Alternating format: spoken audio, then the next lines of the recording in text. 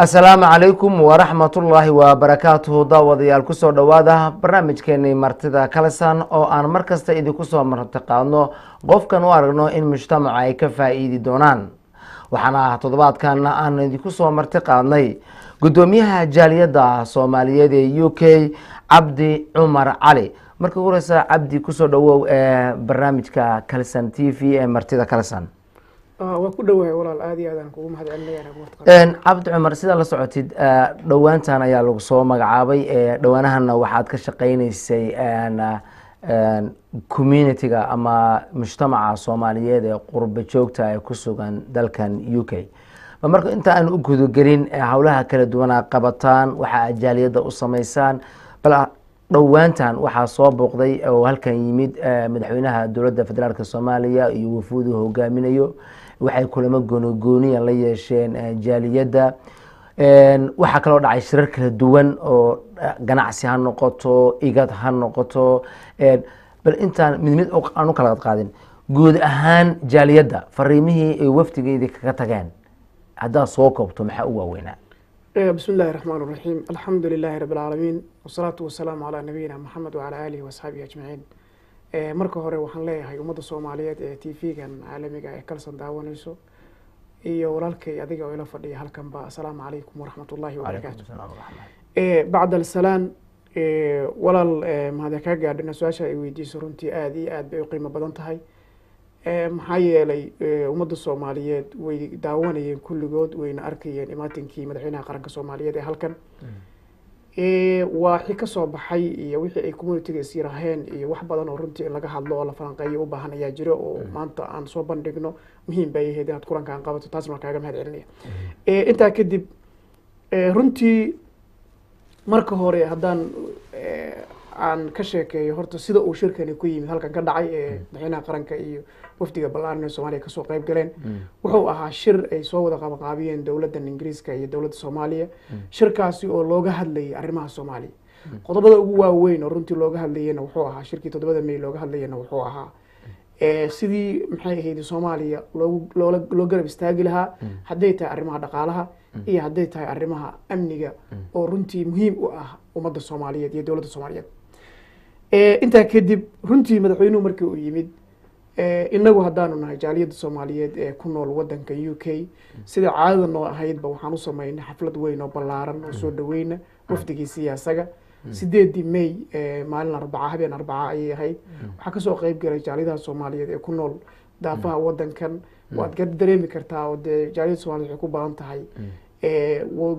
gobollo qaas iyo magaalooyin qaas sida Birmingham, Manchester, Bristol, Leicester, Sheffield iyo London oo hadda inta ugu badan ay degan tahay runtii xafladaas waxay ahayd xaflad ay ku dhageystaan kulan war qaataan madaxweynahooda qaranka Soomaaliyeed madaxweynuhu wuxuu u jeediyay Soomaalida meesha isugu timid hadal dheer oo ugu badnaa in uu yiraahdo dalkiina iyo dibadhiskiisa ka qayb qaata kuna soo laabta wadankii waxa kale runtii halkaas ka hadlay oo warkiisu aad maaragtay maxay ahayd hadalada uu ka sheegay dadku aad ugu riyaaqeen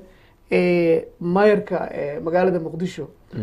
ninka la yiraahdo mudane Tarsan oo runtii asagana ku booriyo dadku Muqdisho inay nabad tahay dib loogu soo laabto Cabdi Cumar kulankii hore madaxweynaha imaantigiisii hore ee uu halkan yimid ee ugu horeysay sidoo sheegay madaxweynuhu iyo kan hadda uu yimid haddii aad jaaliyada fiiriso maxay soo dhaweyntii iyo waxyaabihii uu kala hadlayay maxay ku kala duwan yihiin marka laga reebo shirku ka qayb galay laakiin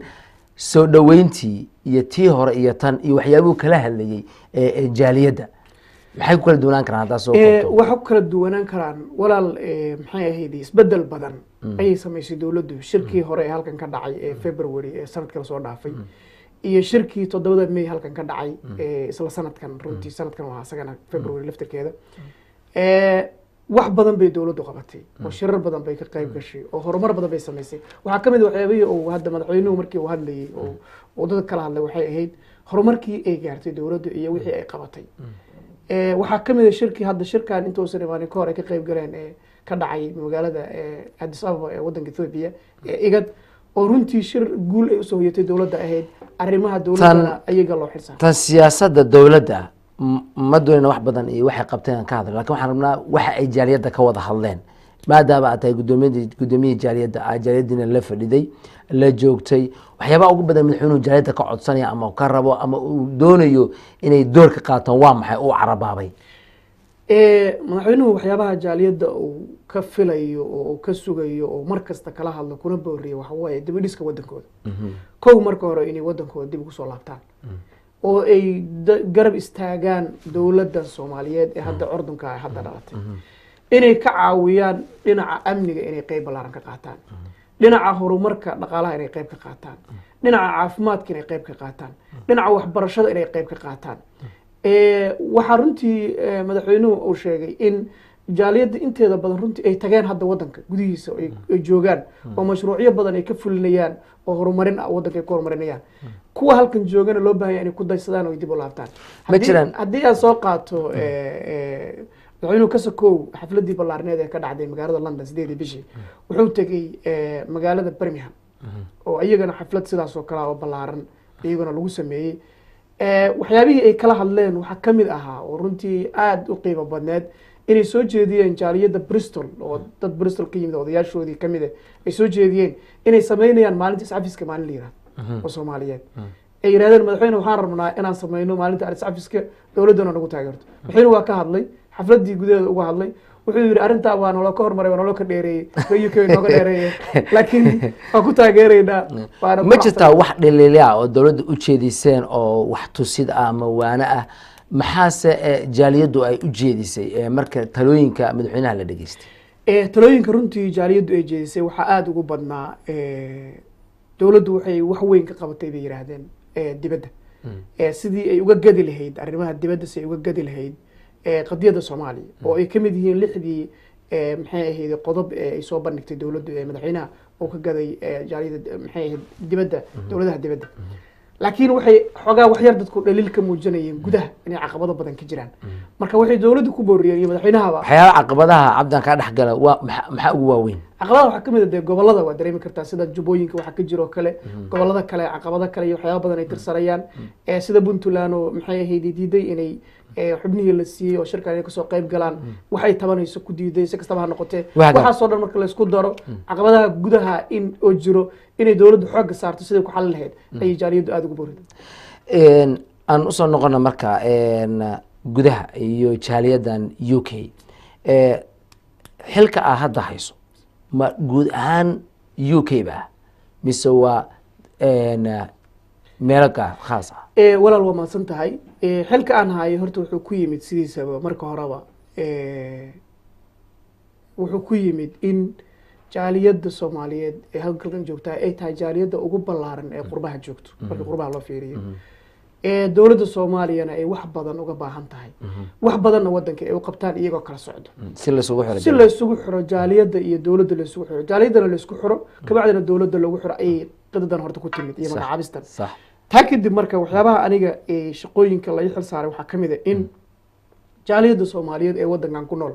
aan isu keeno aan mideeyo aan u sameeyo maxay ahayd shirar aan u qabto kabacdina aan u qabto shir guud oo ay u dalihiin si qofka iyagu ay rabaan markaas ay ku kalsoon yihiin ay isleeyihiin qofkan baa hawsha idin wadi karo ay u doortaan dawladda Soomaaliyeed oo aqoonsato qofkaasna uu noqdo qofkii isku xiri lahaa dawladda iyo marka majaaliyadda ku soo magacawdo mas dhanka dawladda ma dawladda soo magacawdo hadda laakiin jaaliyaddu dadka wasaaradda arrimaha bulshada wasaaradda arrimaha dibadda wasaaradda arrimaha dibadda soo magacawdo laakiin waxa muhiimaddu waxa waaye ay leedahay dawladdu community-gan waxay rabtaa inuu ku xirmo laakiin community-ga qofka ay dooran lahaayeen ninkii qaban qaabin lahaa oo diyaarin lahaa oo Cabdi Cumar arinta runtii aad had ka sharqamisay midnimada jaaliyadaha aad bay adag tahay jaaliyadda ku dhaqan UK-na waxa weeye waad aragtay meelo badan baa waxa ka furan community iyo kala duwan iyo dad kala duwan oo sidii dagaaladii sokeeye Soomaaliya u dhacayna ma jiraan dad wada midaysan markastana mideynta Soomaaliya aad baa looga hadlaa aad bay wanaagsanaan lahayd waa shaqada hadda shaqada mideynta haddii ay suurtagal tahay inkastoo ay suurtagal noqonayso haddii la dadaalo saan qabo marka sidee iskugu keeni kartaa haddii abal sharaxaad kooban ka bixiso iyadoo arintaasi siyaabo kala duwan loo safro walaal horto Soomaalidu waxay tiraahdaa gacmo wada jiray wax ku goyn karaan ummadda Soomaaliyeedna 22 sano dhibkii qabsaday iyo mushakilada qabsatay iyo burburkii waxa uu dhalay tafaraaruq hadda jiro oo dee waa midka gudaha ka jiro kula mid halkaana ka jiro waa dareemi kartaayo gudaha Soomaaliya waxa ka jiro maanta wada ogna ta taalo gudaha mid la mid ah halkaana taalo oo ama si kala loo kala qaybsanaado ama la kala fikir duwanaado ama wax walba ha dhacaan waa run hadda ka hor waxaa jirtay mar dawladda Ingiriiska isku dayday in community Soomaaliyeed ay midayso waxay ugu yeertay baarlamaanka wadankan gudihiisa ayaa shir loogu qabtay dad waxaa qabtay parliamentary wadankan ah ayaa soo abaabulay si ummadda Soomaaliyeed u mideeyaan waxaa la soo keenay ilaa iyo ku dhawaad 100 community oo Soomaaliyeed waxa la yiri waxaan idin soo jeedinaynaa inaad bidowdaan oo hal dalad aad samaysataan oo hal mid noqotaan nasiib daro goobtii dhexdeedii ayaa la isku qabsaday oo qofka kale eedeeyay oo qolo eedeysay oo koox la isku qabsaday oo arintii markay aragtay dawladda Ingiriisku inaysan marnaba dadkani ay dad la isu keeni kara ay waxay yiraahdeen kala tagay walba sidiisa hawsha hadaba si hadii arinta odag tahay sidee aad uga dabaalan kartaa marka aad laakiin dawladda Ingiriisku ku darsatay laakiin taa waxaan aaminsanahay maanta inay ka duwan tahay ummadda Soomaaliyeed ummadda Soomaaliyeed koo waa bislaadeen oo tafaraarqan iyo dhibaatadan iyo waxyaalaha ugu weyn oo qabyaalada oo Soomaaliya aad maaragtay u dhibaateeyay waxaan u maleynayaa maanta inay xanuun ku hayso waxa badan markii 80% anigu waxaan aaminsanahay dadka Soomaaliyeed inay hadda badan yihiin inta rabto wanaag iyo waxa la qabto oo wada jir wax loo qabtay waa qodobka labaad waxa weeye waa la soo taabtay maxay ahayd darbigi oo qof kasta Soomaaliya waa ogaayay inuu kaligiis wax la qaban karin hal community wax la qaban karin waa ogaayeen dawladda Ingiriisku waagi hore waxay siin jirtay lacag yar community siin jirtay oo individualka ah laakiin way joojisay inay shirsi xitaa oo waxay tiri maxay ahayd cidaan israacsanayn oo dad israacsanayn isla soconeen waxba anagu maaragtay diyaar u lamayn irdihii la aadi lahaa iyo meelihii la tagi lahaa dhan waa soo xirmeen hadda marka waxaa lagu qasban yahay in la midoobo oo unity la noqdo xagga dawladda markii loo fiiriyo qasbay ku tahay dad qof kasta Soomaaliya inuu Soomaalida kala la midoobo oo community ah taas waa qodobka labaad wuxuu yahay waxaan ka shaqeynayaa ma aha community-yaasha dadka ay u furan yihiin service-ka dadka u haayo yaryarka ah foomka u buuxinayo islaamaha dadka aan luqadda aqoon u turjumayo iskoolada wixii ka dhacay carruurta yararka iyo mushkilada kala qabsay iskuulada u kala dhaxdhaxaadinaya ma aha waxaas aan ka hadlayo community-yaashaas ma aha community-yaasha shaqadoodii way wadanayaan wayna qof kasta oo community iskalena sida uu shaqaysanaya laakiin waxa la mideynayo oo la isu keenayo oo hal mid laga dhigayo waa dhammaan ummadda Soomaaliyeed guud ahaan waxa lagu xirayana waa dawladda Soomaaliya iyagoo mideysan oo mid oo hal qof doortay ayaa lagu xiray markale aan kugu celiyo adiga oo qeexaya waxa tiri aad bay u adagtahay hadda way bislaadeen ma kula tahay in barnaamijka siyaasadeed ee ku wajahan mideynta ee aad adigu wadato inay wax ku sameysmi karaan boqolkiiba 80 waan aaminsanahay ay ku hirgalayaan number 1 waa qodobkan ku sheego ummaddu oo bislaatay oo diyaar u ah